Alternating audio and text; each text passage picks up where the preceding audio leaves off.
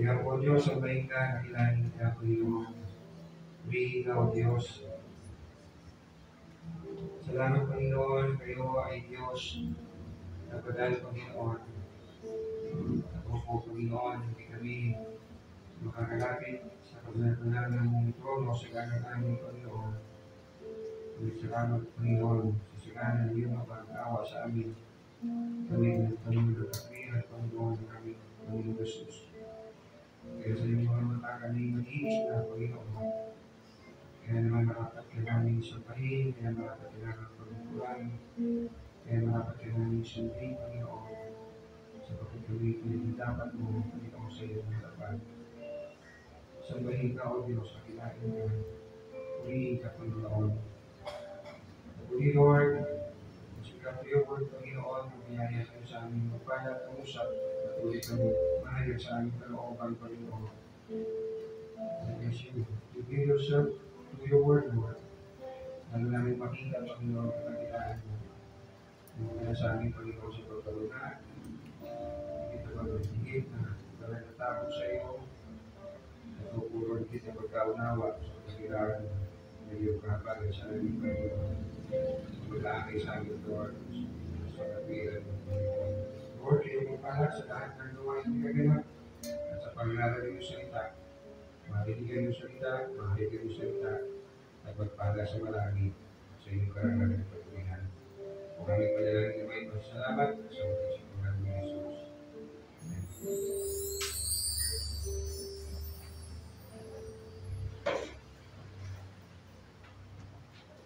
Manatili po tayong nakatayo. Basahin ko lamang ang salita ng Diyos na nagmumula sa Jeremiah 9, verse 23 to 24.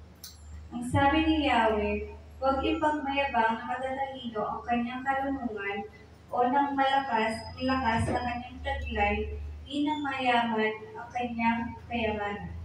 Kung may nais magmalaki, ang ipagmalaki niya ay ang pagkakilala at pagkaunawa sa akin, sapagkat ang aking pag-ibig ay hindi nagbabago, makadarungan at matuwid ang mga ginagawa ko, ito ang mga bagay na nais ko. Ako, si Yahweh, magsasabi nito. Salamat po sa pagbabasa ng salita ng Diyos. Amen. Sama-sama po natin yung may dinamig ang himnaryo sa umaga nito.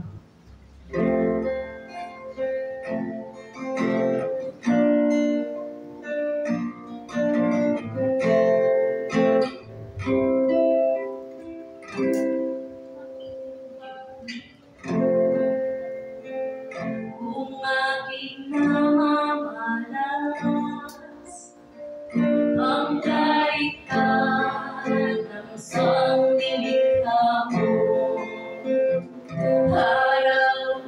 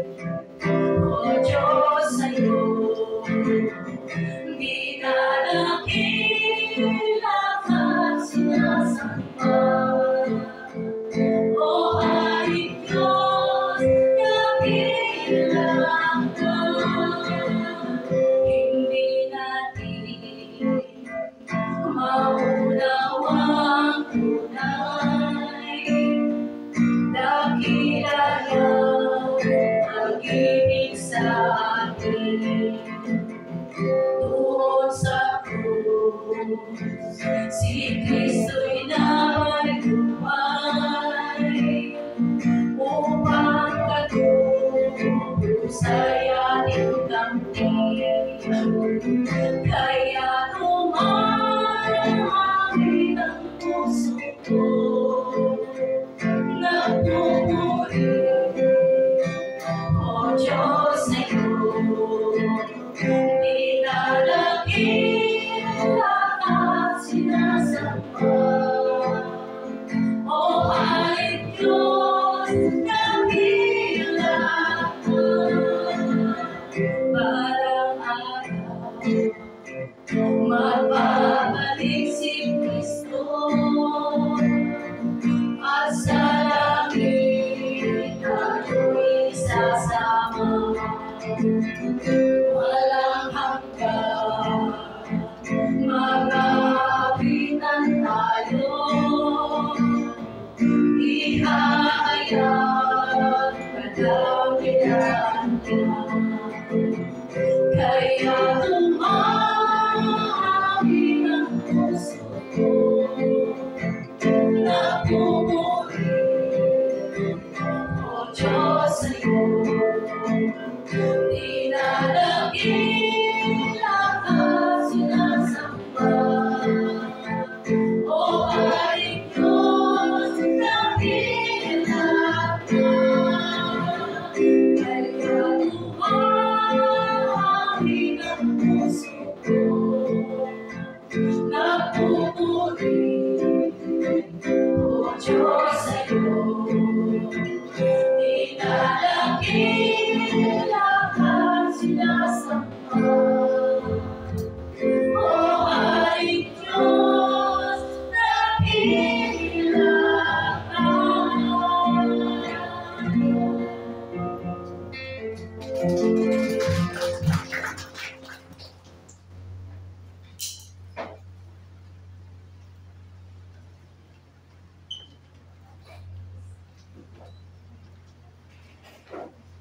Ito tayo po.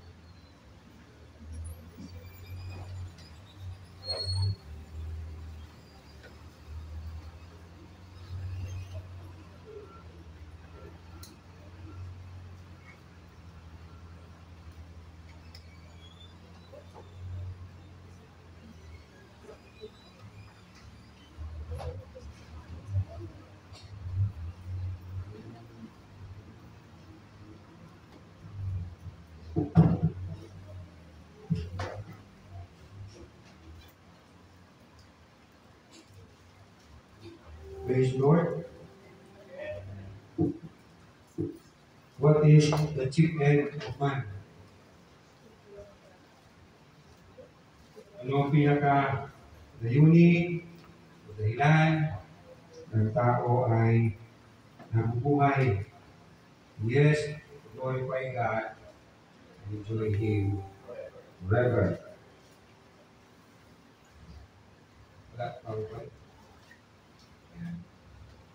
So, ito po kumagat na mensahe natin. Yan ang tema natin para sa buwan ng July. June and July. Do you know God? Do you know God? Yes, ang tao ay hindi mo nabubuhay para sa kanyang sarili, kundi para sa kaluguran ng Diyos.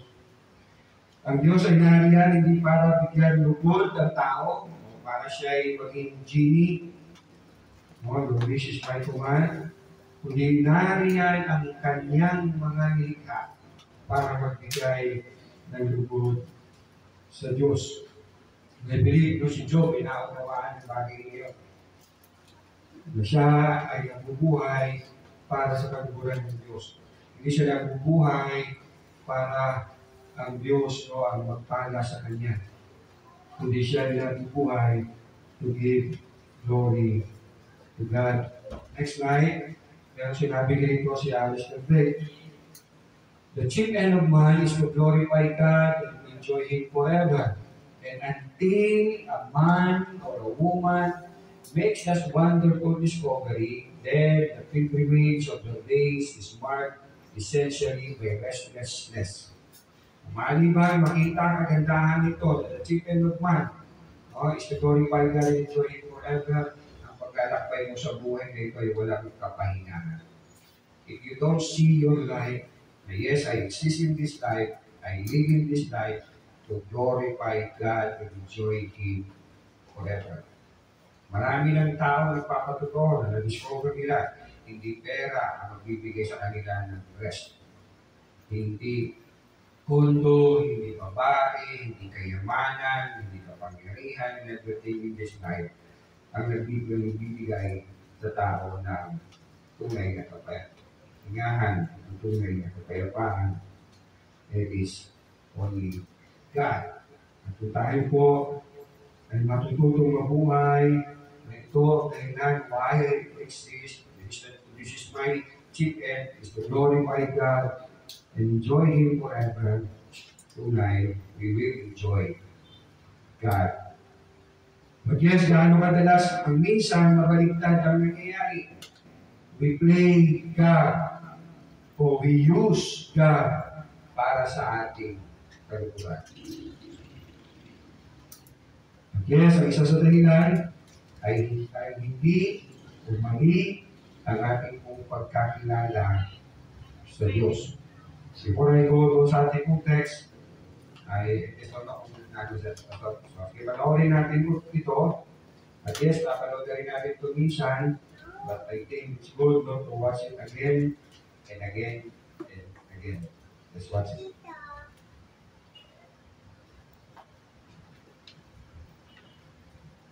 If God is slow to anger and patient, since God is slow to anger, we're always learning. Since God is slow to anger and patient, then why, when man first sinned, was his wrath and punishment so severe and long-lasting?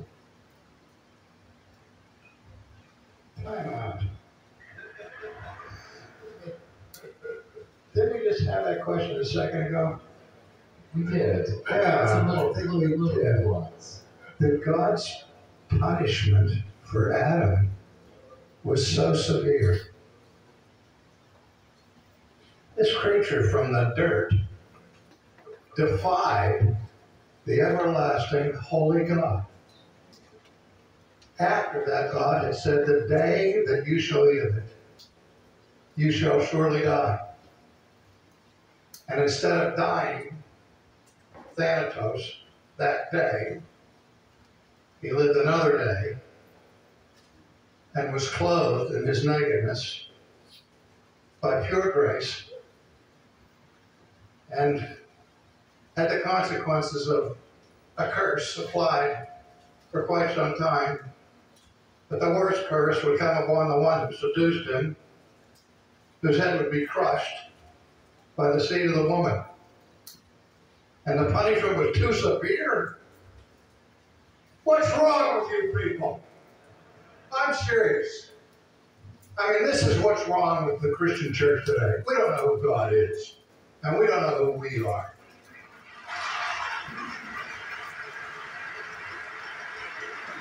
The question is, why wasn't it infinitely more severe?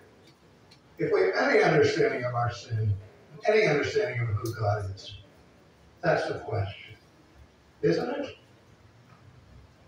If God is slow to anger, Okay. Nakita niyo yung self-IC R.C. Sproul, siya ay all his life, he served the Lord hanggang sa kanyang huling hininga. So somebody asked, if God is slow to anger at correct, if, as if, hindi, kaya sinabi niya, sins, dahil yes, God is slow to anger, can you say amen? So, dahil gusto ko yung response nung nagtatanong, no? He was just reading yung mga question na dumarating, yung response niya, we're always learning. Sipat-sipatin mo ay katabi mo, is he or she learning? No? Hindi naman po tayo pag naging Christian, we already know God. We are growing in knowing God. The question, are you growing in knowing God? So, from the audience asking, kung ang Diyos ay mahabagin o hindi siya basta-basta nagagalit, bakit ang tindi naman ng parusa niya sa tao nung sumuway si Adan at si Eva? At si R.C. Sproul, as R.C. Sproul, the punishment was too severe. Na itong taong ito mula sa alabok, mula sa lupa, nilikha ng Diyos, sinuway niya ang Diyos na lumikha sa kanya. What's wrong with you, people?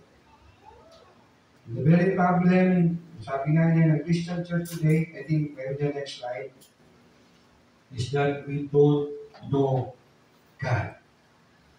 And we don't know who we are before God. Ako ko'y tatay, that yes, I have the feeling kapag ako'y sinusuway ng mga anak ko, tatay ako. Anak kita.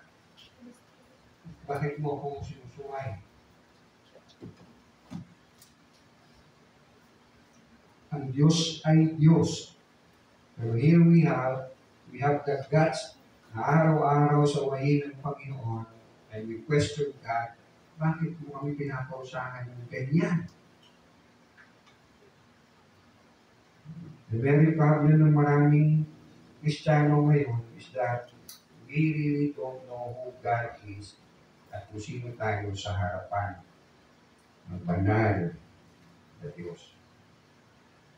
Si Prophet Isaiah, naunawaan niya yun. Makita niya kalunatian ng Diyos kahabag-habag. Bakit ako isang makasalanan? Marumihan ng aking labi. Nakita ko ang banal ng Diyos.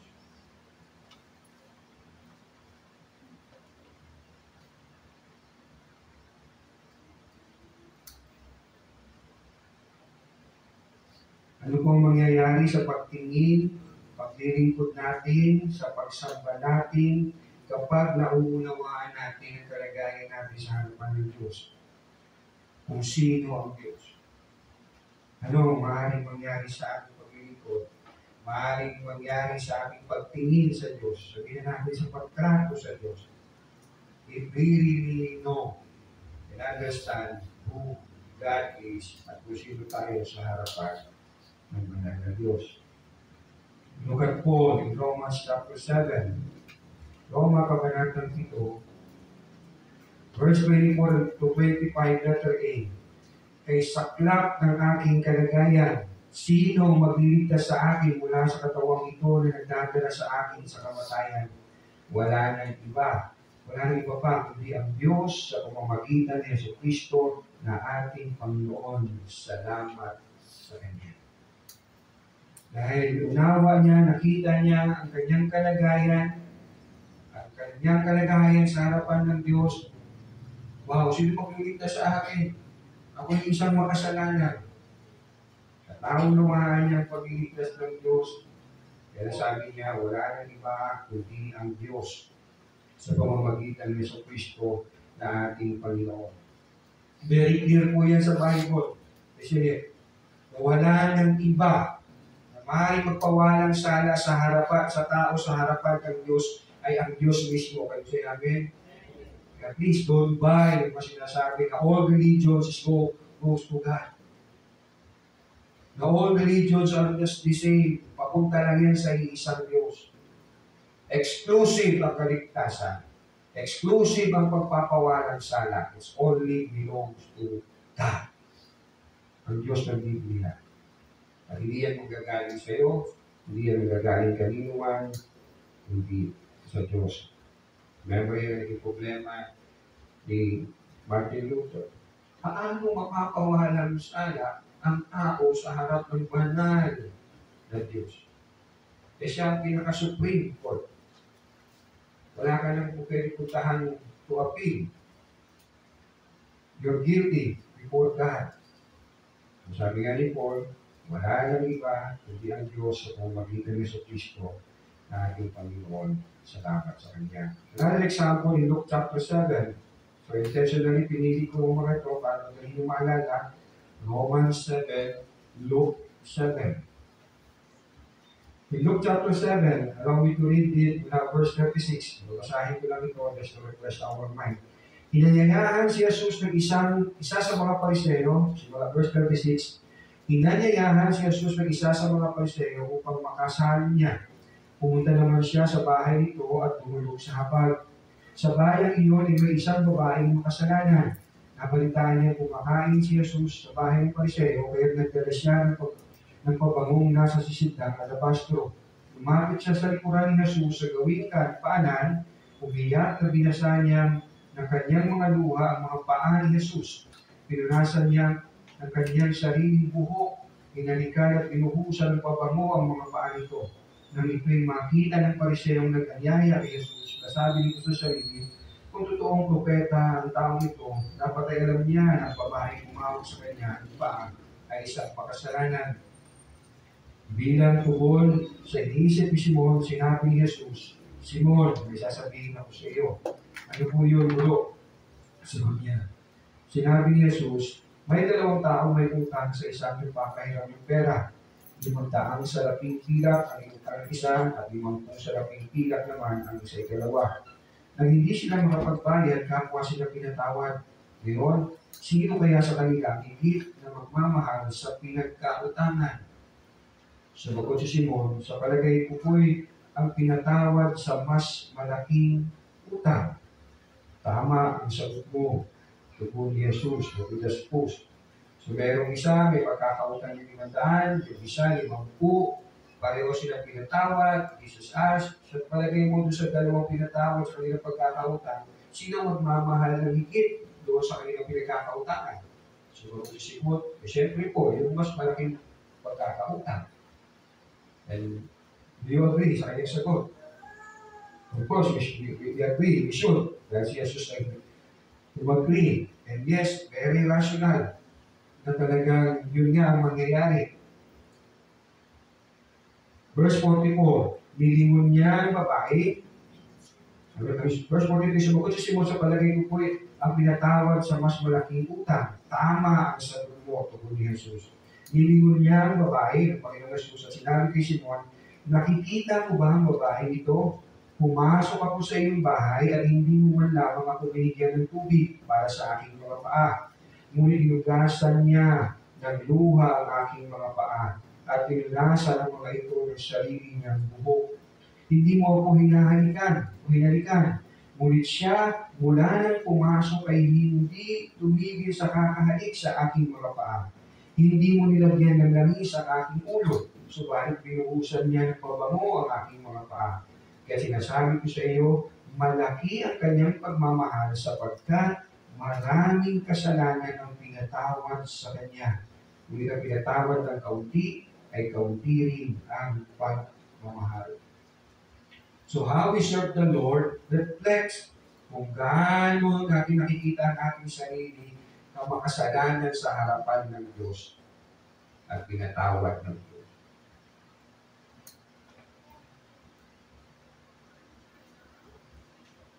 Verse 48, at sinabi niya sa babae, pinatawad na ang iyong mga kasalanan at ang kanyang mga kasalo sa pagkain ng sinulang magtanong sa sarili, sino ba itong nanghahas na magpatawad ng kasalanan? Ngunit sinabi niya sa babae, ililigtas ka ng iyong pananampalataya, umuwi ka na. So kilala ng babae ito, ang Panginoong Jesus. Alam niya ang pinakadahilan kung bakit ang Panginoong Jesus ay naroon. Nakita niya ang kanyang sarili ng makasalanan sa harapan ng Diyos. At nakita niya si Jesus ang tagapagligtas.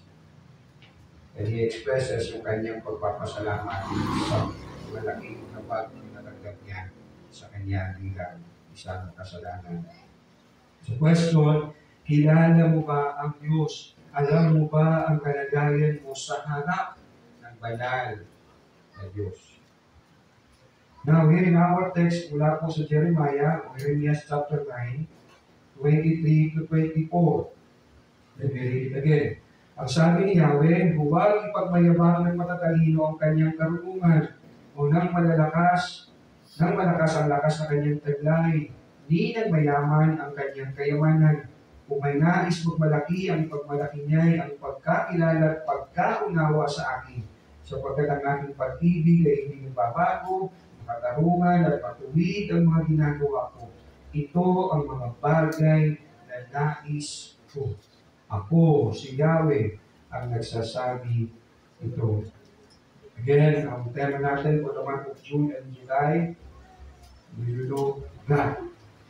Do you know God? Kilala mo ba siya? Again, napakahalaga ang pagkakilala natin sa Diyos. Napakahalaga ang pagkakilala natin sa Diyos. Ang pagkilala natin sa Kanya ay may kaugnayan sa ating pong pakikitungo o sabihin na natin pagtrato sa Diyos. Marahil naranasan nyo na ito. Ako po sa Sion, nagpapasimula ako sa Sion, no? Magpapasok ako, talagang tinatalong ako ng guard, binubusisi ako ng guard. Pero eventually, habang tumatagal, dahil makikilala na nila ako, na ako ay pastor, at ako ay nandoon, to render, to para magbigay ng mensahe ng salita ng Diyos. So, napakabilis ko lang makapasok sa Sion. May pagkakataon, magpagbago ang guard, no, kakatok ako sa gate, no, at makakalimutan ko initaas yung aking sunglasses, wala ko ng aking helmet. Okay? So, bisan, depende sa mood, siguro napagalitan, o gutom na, so medyo sukado ang approach. Pero the moment na ma-realize, ay, si Pastor, gusto ko, pasok po kayo. Kasi, dumidepende sa pagkakilala natin sa tao, no, kung paano natin siya pinatrato. Paano natin pinakikitaan. And again, sabi nga po, dati pong napanood, the problem of the Christian church today is that we don't know who God is. Ang binasa natin ay bahagi po ng aklat na sinulat ni Jeremias. Ang pinakatema po ng aklat na ito ay pagpaparusa ng Diyos at ang kanyang pagliligtas sa Israel o sa Juda. Bigyan niyo po ang pagsuway po ang kasamaan po ng Israel in Jeremiah chapter 7. Hindi ka naman talaga natin ang Diyos talaga ay nagpaparusa, pero yes, nag-restore, sapagkat siya nga po ay katarungan, siya ay matuwid. Yes, siya ay mahabagin, siya ay mapagmahal. In Jeremiah chapter 7, nag-read simula verse 1, pinapunta ni Yahweh si Jeremias sa pintuan ng templo at ipinasabi ang ganito, makinig kayo mga taga-Huda at nagkakatipon dito upang sumamba kay Yahweh. Pakinggan ninyo ang mensahe ni Yahweh na makapangyarihan sa lahat, ang Diyos ng Israel. Baguhin ninyo ang inyong pamumuhay at ang inyong ginagawa, at kayo'y papayagang pumanatili rito. Huwag ninyong dayain ang inyong sarili sa paulit-ulit na pagsasabing, ito ang templo ni Yahweh, ang templo ni Yahweh, ang templo ni Yahweh. Hindi kayo maliligtas ng mga salitang iyan. Magbagong buhay na kayo at iwan na ang dati ninyong ginagawa. Maging makatarungan kayo sa isa't isa. Huwag ninyong aapihin ang mga dayuhan, mga ulila at mga bano. Tigilan na ninyo ang pagpatay sa mga walang kasalanan sa lugar na ito. Talikdan na ninyo ang pagsamba sa mga Diyos-Diyosan, sapagkat ito magiging dahilan ng inyong kapahamakan. Kapag sinunod ninyo ito, pahihintulutan ko kayong manatili sa lupain ito na ibinigay ko sa inyong mga magulang upang maging tirahan ninyo magpakailanman. Bakit kayo nagtitiwala sa mga salitang walang makuluhan? Nagnanakaw kayo, umapatay, nangangalunya, nagulumpa sa hindi katotohanan, naghahandog kay Baal, at sumasamba sa mga Diyos-Diyos sa hindi ninyo nakikilala. Ginawa ninyo ang aking pinamumuhian at pagkatapos haharap kayo sa aking templo at sasabihin ninyo, ligtas kami rito. Bakit? Ang tahanan bang ito'y mukhang lungga ng mga magnanakaw? Nakikita ko ginagawa ninyo. Ako si Yahweh nagsasabi nito, pumunta kayo sa Shilo, ang lugar na una kong pinili upang ako'y sambahin ninyo. Tignan ninyo ang ginawa ko sa lugar na iyon dahil sa mga kasalanan ng aking bayan Israel. At ngayon, ginawa rin ninyo ang mga kasalanan iyon. Paulit-ulit ko kayong pinaalalahanan, ngunit ayaw ninyo makinig. Hindi ninyo pinansin ang aking panawagan. Kaya naman, ang ginawa ko sa Shilo ay gagawin ko rin sa templo ito na labis ninyong pinagtiwalaan. Wawasakin ko ang lugar na ito na ibinigay ko sa inyo at sa inyong mga magulang.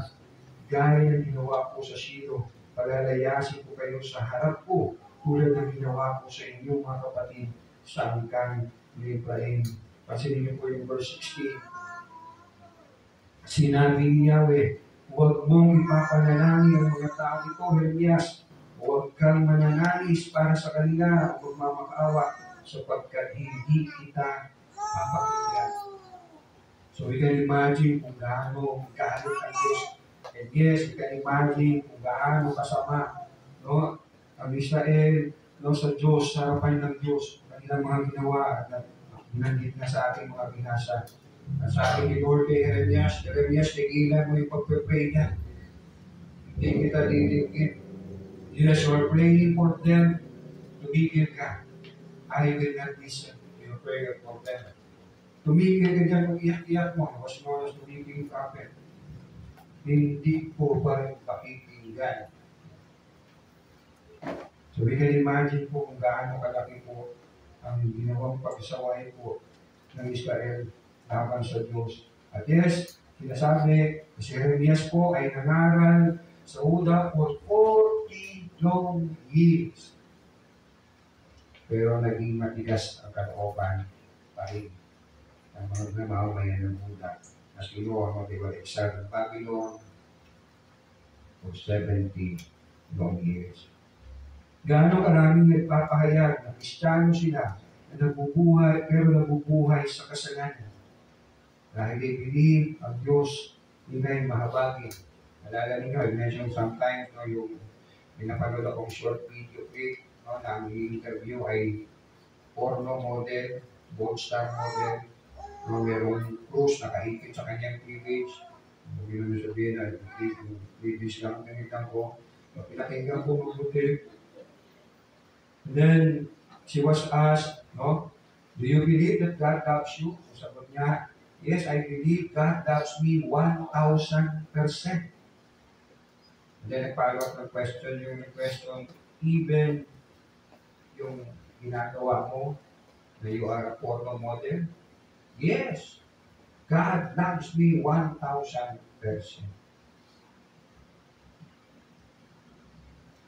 Magano karaming misa kinukompromiso ng mga Kristiyano just para makiliti yung tao na God is forgiving, He never mind kung gaano kakasalanan para mahila natin pupunta sa Lord. Minsan tayo gumagawa ng kaparaanan tayo. Pero pinapakita ng Biblia kung gaano tayo ang kasalanan.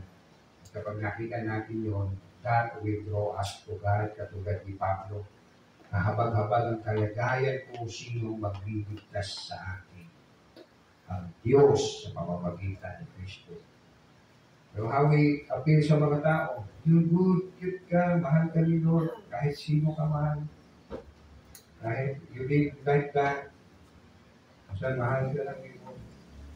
As if no need to repent, no need to malikot sa kasalanan, just believe na mahal ka ng Panginoon. At yes, ginagawang license to live in sin ang biyaya ng Panginoon. Pero hindi po ganun ang tunay na nangyayari sa mga taong nakaranas ng biyaya ng Diyos. Amen. Yes, we will never be perfect. Pag kung gusto niyo maging perfect, magpasundo kayo kay Lord. Pero walang tunay na Kristiyano na nakaranas ng biyaya. Ang gagamitin yung lisensya ng biyaya ng Lord. To live in sin.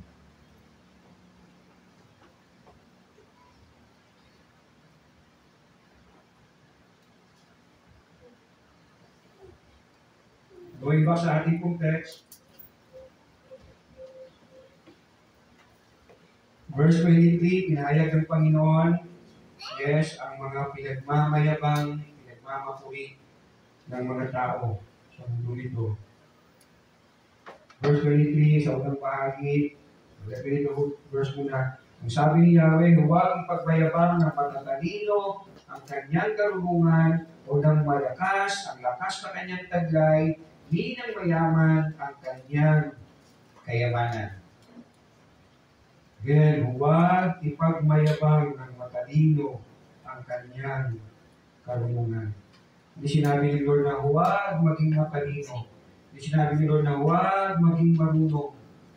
O na huwag magkaroon ng kaalaman ng karunungan. Hindi sabi, huwag ipagmayabang ng matalino ang kanyang karunungan.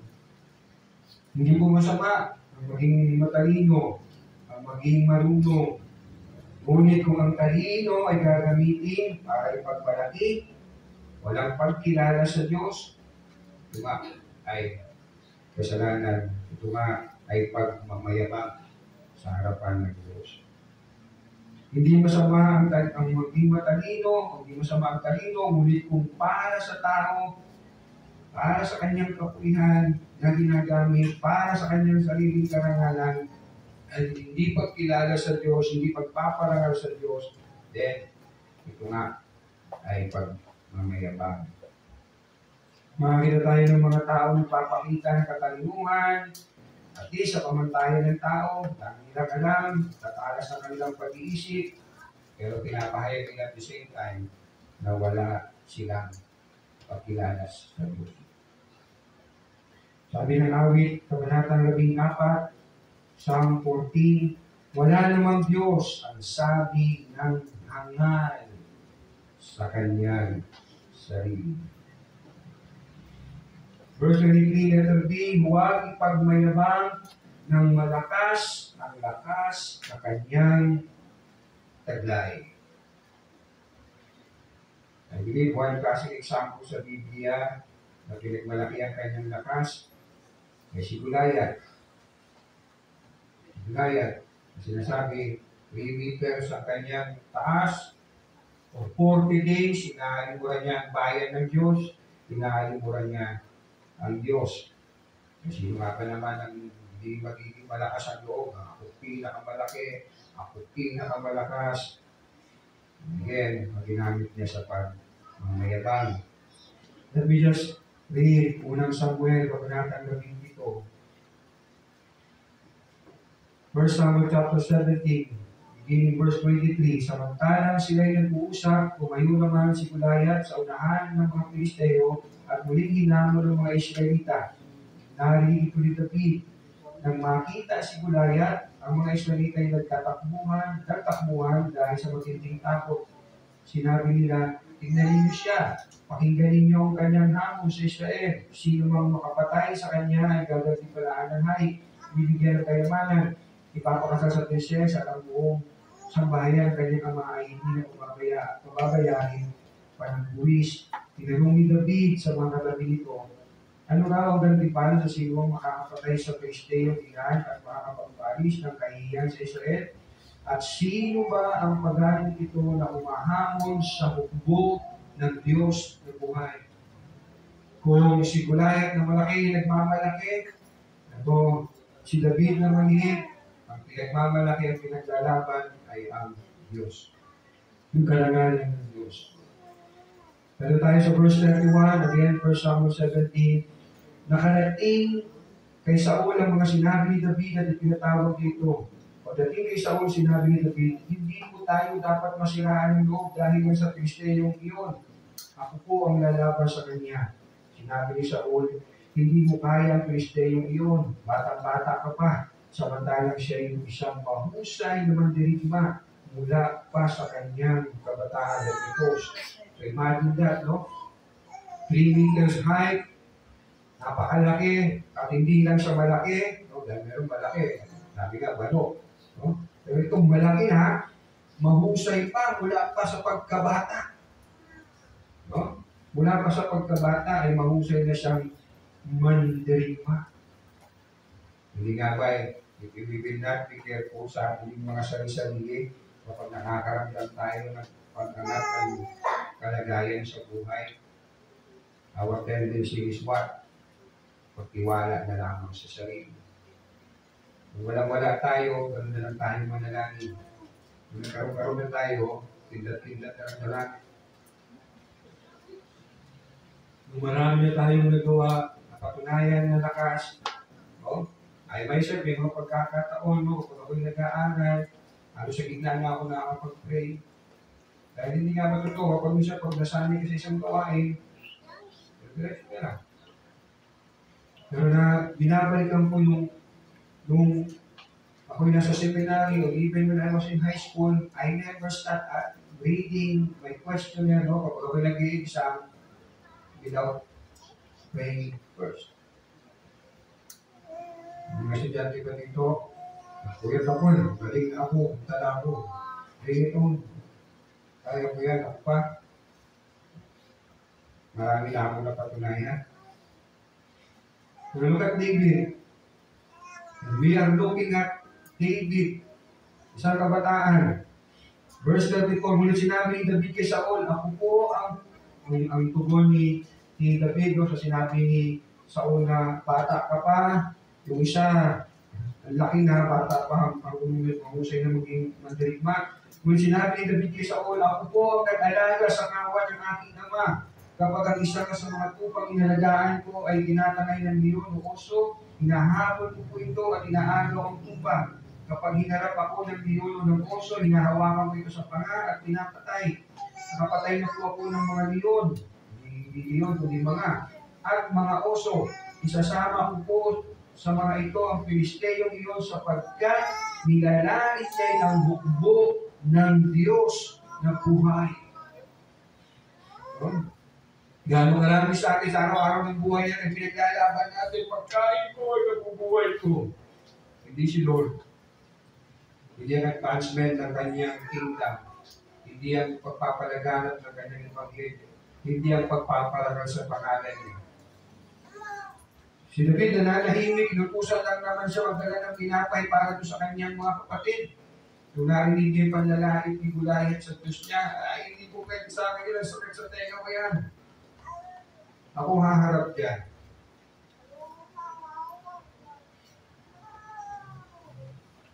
Dinugtong pa ni David, verse 37, iniligtas ako ni Yahweh mula sa mga bangis na leon at mga oso. Ililigtas din niya ako sa kamay ng Pilisteyong iyon. Hindi sinabing napatunayan ko na sa sarili ko na ako may kakayahan, mahusay, malakas. Kaya kaya-kaya ko ito. Tanto ako, kaya-kaya ko ito si Goliath. Hindi. Sabi niya, iniligtas ako ni Yahweh.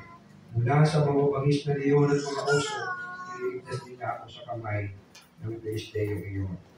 Italang natin ang istorya kung paano natapos ang buhay ni Goliath. Hindi sa kamay ni David, kundi sa kamay ng Diyos. Say amen. Hindi sa kamay ni David, hindi, lalong hindi, no, sa makinis na bato, kundi sa Diyos na buhay, si Yahweh. Ang galing, ang husay ay buhat sa Diyos na dapat ito'y gamitin sa kanluran ng Diyos. Marami magaling mag-drawing, bastos ang dinodrawing. Marami magaling lumikha ng awit, bastos na awit ang nililika. So, yes, maging maingat tayo, pero mga awit na hindi bastos, no? Pero false teaching o tinuturo. Hindi katotohanan. Ang ganda ng sa pandinig, sa tenga, pero yung mensahe, pag-iintindi natin talaga, ay mali. Kaya karaming OFW ang natuwa sa kanta, If my love, if I could be in two places at the same time. Pero pag iintindi niyo yung kanta, what? Pangangalo niya ang tema. Yes, I say it all my love for you. Kapag hindi mo yung tema, pangangalo niya. Now we have to be very careful. We are the world. No? Kung pinapahayag, Pag nagkaisa lang tayo, yung tinuturo ng doktrina ng Genesis 6, yung Tower of Babel. Hindi tayo lalagyan ng mundo. We will just stay here. Yung ginawa ni Lord, gagawin natin yan. Gagawin natin mga wika nila. So, hindi sabihin pagkakaisa. No? Tama. Dapat na tanong, ano ang pinagkakaisa? So, we have to be very careful. Meron mga mahuhus sa ibang salita. Ginagamit sa pang-puhunan. Hindi ka naman sinasabi sa iyo na binula ka ng asawa mo, ha? Nalumhasa sa maraming bagay, ngunit walang pagkilala sa Diyos. Hindi ginagamit sa kaluguran ng Diyos. Ang lahat ay buhat sa Diyos. Can you say amen? And yes, ito'y kanyang binigay. The chief end of man is to glorify God. Is that for our glory? Hindi para gumawa tayo ng pangalan sa mundo ito. At tayo makilala, madakila. It is to glorify God and enjoy Him forever. Huling bahagi ng verse 28, huwag ipagmayabang ng mayaman ang kanyang kayamanan. Remember the story of Nebuchadnezzar? Paano siya pinarusahan for 7 years? Ginawa siyang taong gubat. Mamasya niya sa ibabaw ng kanyang palasyo, napakadakila na ng Babylonia. Why? Ako ba? Sa binagsaksya ng Diyos. Remember yung mayaman sa Luke chapter 12. Ang galing niyang dumiskarte, ang galing niyang magpalago ng pera. Pero sabi ng Diyos sa kanya, Tangal, ngayong gabi ito, kukunin ko ngayong buhay. Tungayan natin ang James chapter 4, Santiago, Kabanatang 4.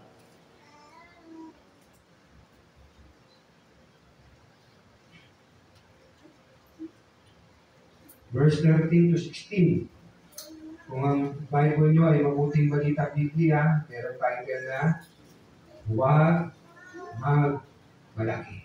Hindi sinabing huwag magpalaki. Huwag magmalaki. Tinignan mo si Pangga. Sawa ng tinignan. Magmalaki, hindi magpalaki. Magmalaki. James chapter 4, verse 13 to 16. Makinig kayo sa akin, kayong nagsasabi, ngayon o bukas ay pupunta kami sa ganito at ganoong bayan, at 1 taon kami mananatili roon. Mangangalakal kami at kikita ng malaki. That's post. Ang galing, di ba? Pero did you hear about God? Ang ganda ng kanyang plano. May petsa, very specific kung anong gagawin niya, how long, and very positive siya, kikita ng malaki. Wala mo siguro nagkakaro na, hindi ko alam ang gagawin ko, hindi ko alam kung kikita, wala mo gano'n. He sounds right. But, wala siyang pakilala sa Diyos. Verse 14, hindi nga ninyo alam kung anong mangyayari sa inyo sa araw ng bukas. Ang buhay ninyo ay parang pusok lamang, sandaling lumilitaw at agad mawawala. Ito yung tamang gawin. Sa halin, verse 15, ay sabihin ninyo, kung luluobin ng Panginoon. Mabubuhay pa kami at gagawin namin ito o yun. May pag-recognize, Lord, itong balak ko. Ito ang gusto kong mangyari sa buhay ko. Ito ang gusto kong marating sa buhay ko. At Lord, kung kalooban niyo. Hindi siya genie na may decision command. Lord, ito gawin mo sa akin. Ha? Ito lang. Sabi niya, Lord, ito yung plano ko. But Lord, I want your plan. I want your will be done. Verse 16, ngunit kayo'y nagmamalaki at nagyayabang. Ano pong sabi siya, ano pong lutong? At iyan ay masama. The word ko na ginamit po dyan, no, ay evil sa Greek. Evil. So how do you plan? Kayo mga kabataan, Mga bata-bata pa kayo, marami pa kayong pwedeng maging plano. You check your plan, check your journal, you check your diary. Mga verbal mention, God, sa inyong mga balak, sa inyong mga plano. Yung iba yung mga matatanda, yung mga balak na rin. Doon na kami tatanda sa ganito, kung isa nag-uusap ng ganito ng asawa ko, bukid na lang tayo, walang papel, matanda. Ganun ba ang buhay? Maybe, that way. Verse 24. Kung may nais magmalaki, ang ipagmalaki niya ay ang pagkakilala at pagkaunawa sa akin, sapagkat ang aking pag-ibig ay hindi nagbabago. Makatarungan at matuwid ang mga ginagawa ko. Ito ang mga bagay na nais ko. Ako si Yahweh ang nagsasabi ito. Itong kalooban ng Panginoon, ang nais pagmalaki, ito daw ang ating pagmalaki. Of course, going to positive sense, dahil kalooban ni Lord ay mabuti. So, hindi katulad ng mga Pariseyo, they were well-versed, maalam sila sa salita ng Diyos, pero mapagmalaki sila.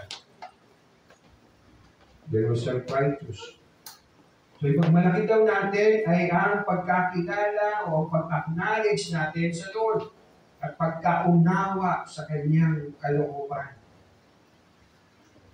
Totoo po, ang Diyos ko ay nagpapakilala. Say amen? Very clear yan sa banal na kasulatan. Na talagang intentionally, again, no, hindi niya hinamo ang Israel sa Egypt by just saying, giving them the command. Huwag kayong magkakaroon ng ibang Diyos maliban sa akin. No. Nagpakita muna siya ng mga kanilang-nilalas na iba. To show them, ang sinasabi ko sa inyo, wala talaga ibang Diyos maliban sa akin. And so now I command you, you shall have no other God before me. At yes, ang Diyos ko ay nagpahayag, kung maalala ninyo, mag-share ako nito sa ating GC ng 3 C. Okay? Number 1, how can I know God? Through His creation. Sa mga magitan ng kanyang sanlilikha.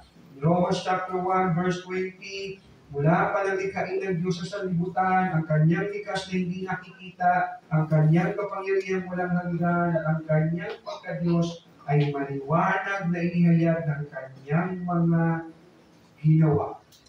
So His creations displays yung kanyang pagiging invincible, hindi nakikita. At yes, even His invincible, o yung kanyang kapangyarihan, invincibility, through His creation. Pangalawa, we can know God through the Chronicles. Ito mean yan ay a book, a Biblia. The Chronicles. Sa Awit chapter 19, yung Awit chapter 19, yung unang half niya, pagpapahayag ng Diyos sa pamamagitan ng kanyang creation. The second half ng Psalm of 19 ay pagpapahayag niya sa pamamagitan ng kanyang mga salita o utos. Awit 19 verse 7, ang last verse, ang batas ni Yahweh, walang labis, walang kulang. Ito'y nagbibigay sa tao ng panibagong kalakasan. Ang mga tuntunin ni Yahweh mapagkakatiwalaan, nagbibigay ng talino sa payat na isipan. Ang mga utos ni Yahweh makatwiran, ito'y nagpapasaya ng puso at kalooban. Ang mga tagubilin ni Yahweh ay tama, nagbibigay sa isipan ng gustong pangunawa. Paggalang at pagsunod kay Yahweh ay dalisay, magpapatuloy ito magpakailanman. Ang mga hatol ni Yahweh ay tunay na makatarungan, patas at walang kinikilingan. Mas kanais-nais pa ito kaysa gintong gandantay, mas matamis pa kaysa sa pulot-pukyutan. Ang mga utos mo, Yahweh, ay babala sa iyong lingkod. May malaking gantimpala kapag aking sinusunod. Walang taong pumupuna sa sarili niyang kamalian. Iligtas mo ako, Yahweh, sa lihim na kasalanan. Kaya salamat kay salita ng Diyos. Kaya siya, amen. Dahil maliban sa minsan, wala may mga tao, walang lakas ng loob, may correct tayo. Salamat kay salita ng Diyos. Nandiyan ang Holy Spirit to convict us sa ating mga pagsuway. Verse 13, ilayo mo ang iyong lingkod sa mapangangas na kasalanan. Huwag mong itulot na maghari sa akin ang kasamaan. Sa gayon mamumuhay akong walang kapintasan at walang bahay na masama ang aking mga kamay. Nawa ang mga salita ko at kaisipan, kaluguran mo, Yahweh, manunubos po at kantungan. Kung paano ang ating salita at kaisipan ay magbibigay ng lugod sa Panginoon, o ang ating kaisipan at ating puso ay ating pong inaalagaan o ating pong nilalamanan ng salita ng Diyos. Pangatlo, how will we know God? We know God through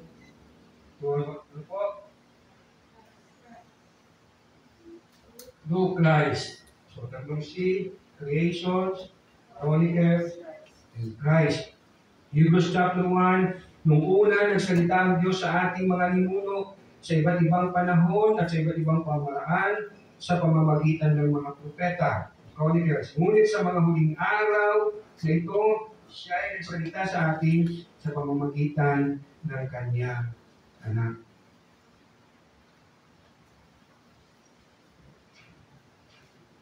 Ang tanong, kilala mo ba siya? At yes, hindi lamang po ito head knowledge, hindi lamang kilala, kundi pagkilala. I talk more on this sa midweek worship service. Nag-believe ako ang speaker. Nawa sa pagpapatuloy po natin sa pananambahan ay lalo pa nating makilala at maunawaan ang pagka-Diyos ng Diyos at makita natin kung sino tayo lalo pa sa harapan ng Diyos. Last verse na i-read, here again, ito po yung regularya namin na kahapon no, sa ating cottage prayer reading in John chapter 14. Juan, kabanatang 14.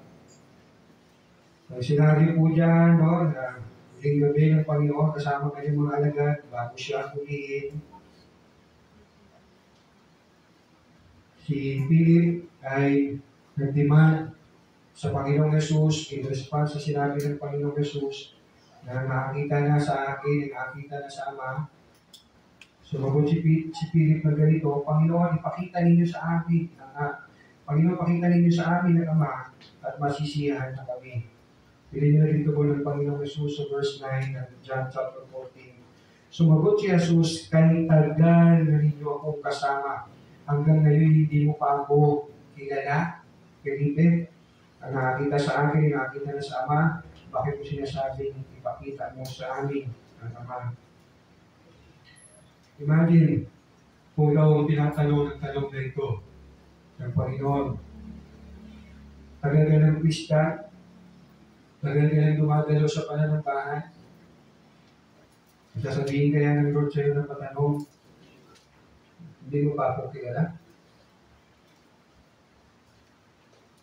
How do you feel na matagal ka na rin nag-church dito and then I cannot mention your name?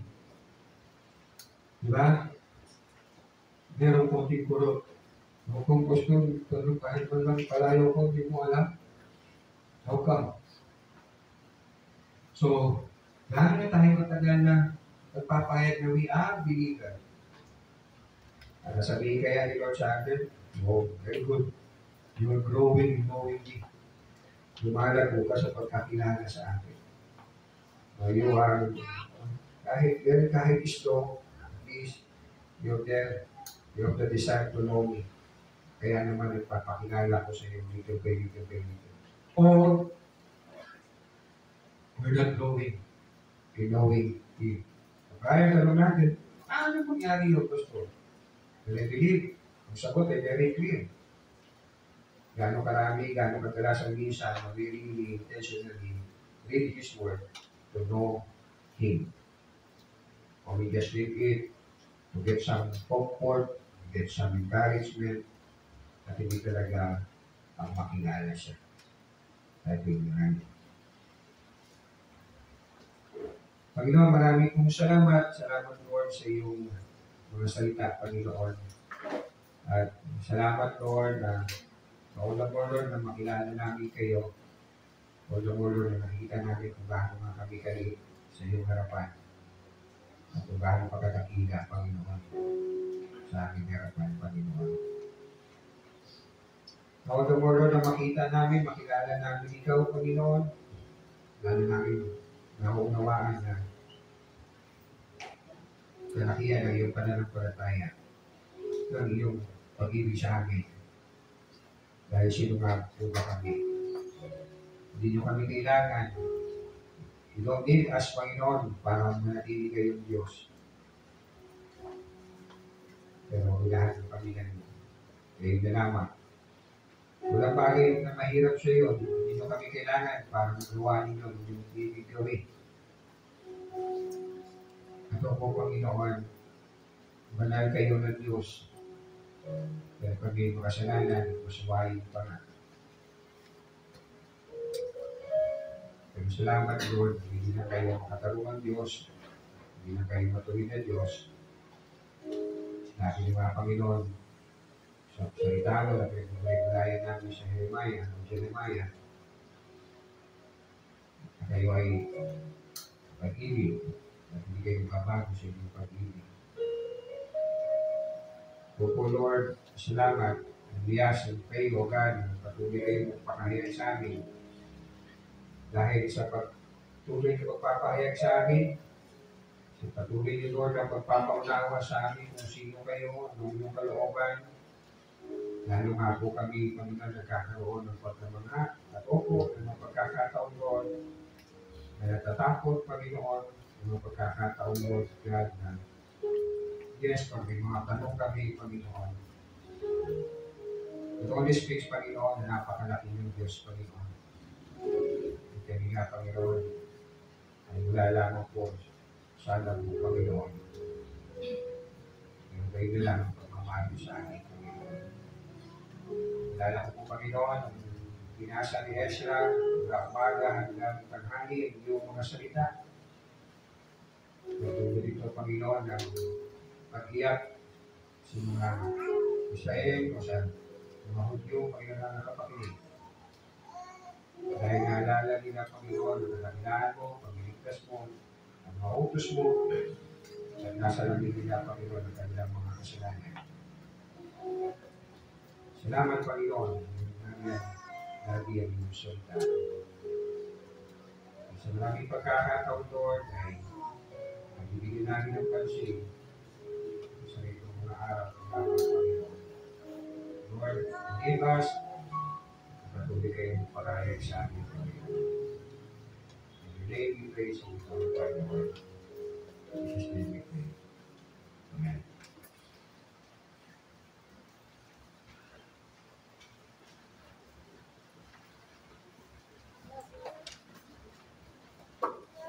Salamat po sa salita ng ating Panginoon.